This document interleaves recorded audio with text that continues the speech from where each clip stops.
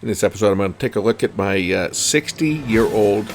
It's an Olympia beer sign, mechanical sign with the moving waterfall. And we're going to upgrade the lighting in this from fluorescent to LED.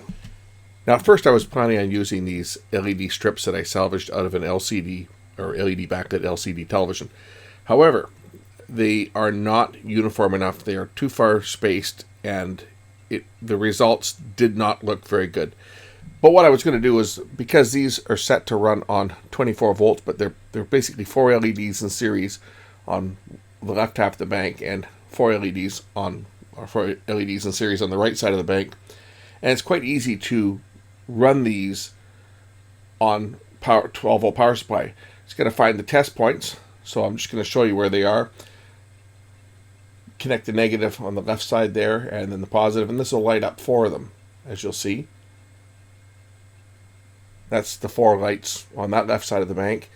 And then on the other side, negative and positive. So it's just a matter of wiring those in parallel, and you can actually power these up with 12 volts. They draw about, I think it was 200 milliamps is what the draw on it was. So 4 of them together would be 800 milliamps. Well, within the power that I could supply it with a small power supply. But as I found, the light was not uniform. I'll show you what it looked like when it was done. For someone wanting to use LED strips like this, salvaged out of a TV that have got the 8 LEDs, this is how you would go about connecting them. I'm just using 2 wires, one to connect the 2 negative terminals together for the left and the right bank, and the other wire to connect the 2 positive wires together from the positive of one bank to the positive of the other, because we're putting these in parallel so that they will run on 12 volts instead of the normal 24 that is sent down from the power supply. Typically this TV would have had 48 volts, I think it was, per bank, but they were done in 4 separate strips. Some of the TVs, some of these LEDs, you actually have to cut the traces because they'll have all 8 of them in series, and it will run on 24 volts. This particular set, this one, I think this came out of a Panasonic, but they were wired as 2 banks of 12 volts each. So I just had to connect them together so that the 2 of them are in parallel.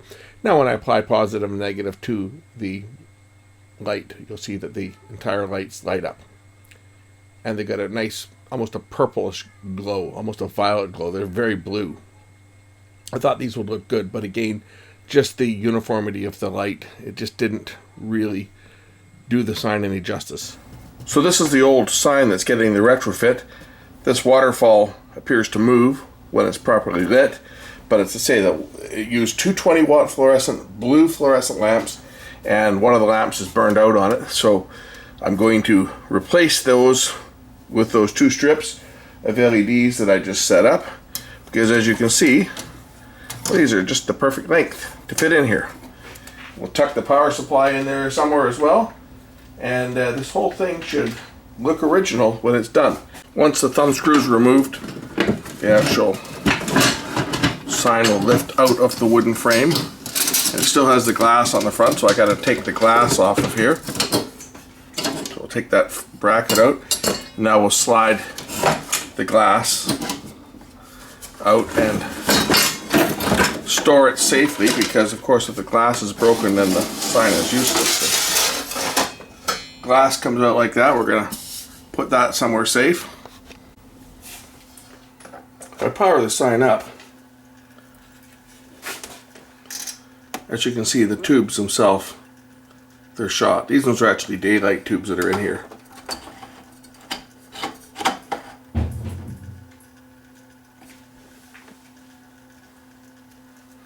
Tubes themselves are shot. Interesting, because it's an American sign, but the lamps in here were made in Canada.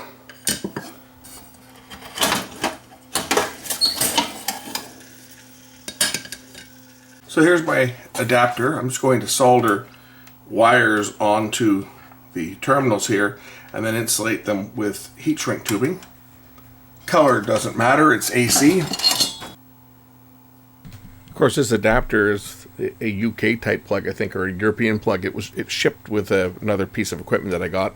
Not useful here, So I'm just going to solder wires onto it, put some heat shrink tubing on it. It is a universal power supply, 100 to 240 volts. So this way I can just put it inside this cabinet and forget about it, and actually get some use out of this adapter that would otherwise normally just go in the garbage. Couple pieces of heat shrink tubing.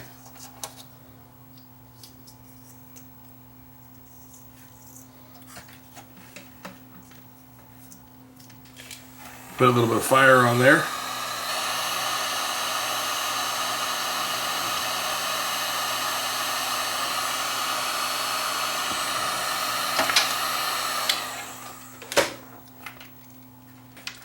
And we'll just attach it to the existing, soldering iron out of the way. We'll attach it to the existing morettes and secure them back down again. I'm thinking this transformer can probably tuck in underneath this reflector. Not that it really matters where it goes, as long as it's out of the way.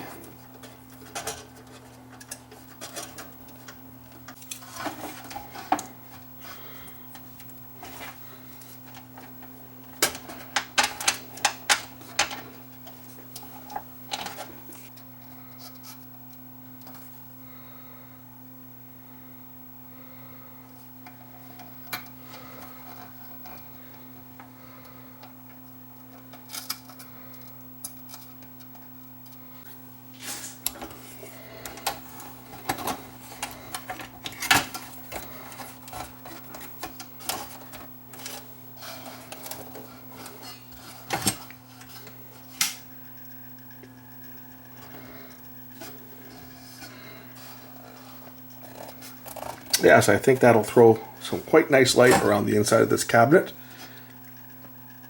I'm going to tape these down to hold them in place with some double-sided tape, and we'll remount the glass and see how it looks. The sign lights up great. The color is great. I can see a lot of shadows, and that's because the fluorescent lights were more diffused than LEDs. Sometimes LEDs just don't look quite as good as the original, and you can see this whole mask thing spinning here instead of just creating the effect of the waterfall. You do get the effect of the waterfall, but it's not quite the effect I want, so I may have to diffuse this a little more. Well, I wasn't happy with how they looked, so I'm going to use some of these pre-made stick-on LED strips. There's a lot more LEDs on this. There's going to be a heck of a lot more light generated from this one than the other one for sure. Let's just try out these and see how bright these ones are. I should have enough. Power off the well, this power supply will certainly supply more than enough power, but there should be more than enough light from these. Let's hook up one and see how bright one of them is, and then we'll hook up the other one. So as you can see, these ones are a lot more uniform because there's more LEDs, and I'm thinking if I place these maybe over to the side like this so that they shine into the cabinet as opposed to up, that we won't get the harsh shadows that we got from the other ones. The other ones just, they were too spaced out and tended to throw a lot of shadow. So I'm going to try two of these strips, one along the top and one along the bottom, and hopefully that's going to make this thing look like it did when it was originally lit with fluorescent lights. Now with these LEDs, there's actually three inside each one. You can see the three separate connections. I don't know if it's going to show up on camera, but when they go out, you can see three dots. There's three LEDs in each one of these.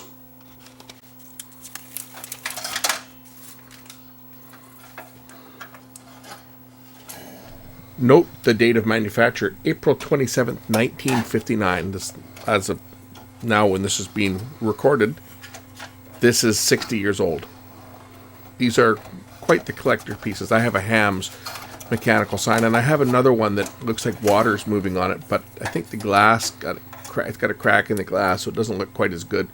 But I have three of these vintage signs that I've been collecting over the years. These are quite collectible these days, and actually getting quite rare just because of the age of them.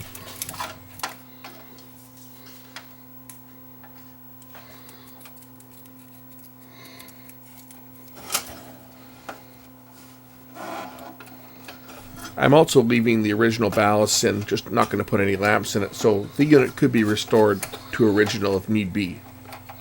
From a collector's standpoint, they like it to be original with all the original lights and everything, so this is added so that I can utilize it and enjoy it, but for collectible status it can easily be put back to fluorescent. I'm not going to remove the ballast.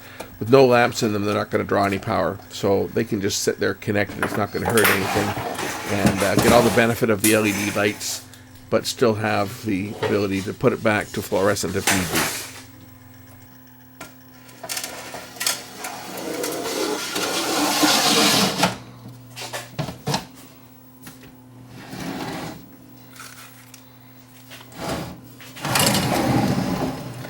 Much better, much better.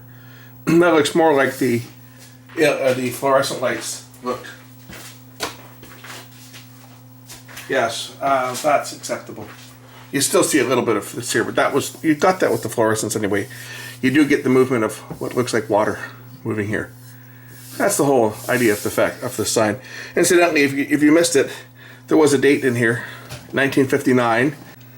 So there's my 60-year-old Olympia beer sign, looking better than it's looked in a long time. I'm going to get it put back together, and I'm going to mount it back on the wall here. I have this one just hanging up inside the shop here, but I think this one will now go inside the house. Now that this one has been restored, I'm going to find a place to hang it up in my media room, now that it's energy efficient LEDs.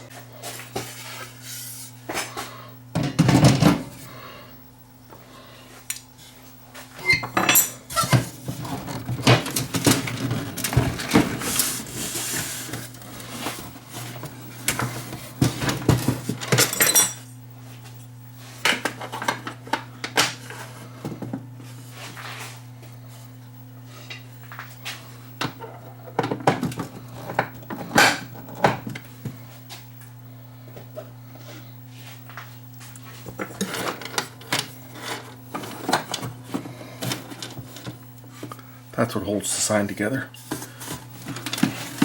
Let's hang it up and see how this thing looks. So that's my two Olympia beer signs. In here I've got a Miller Genuine Draft as well, and it's still lit with the fluorescent. But there's my two Olympia signs.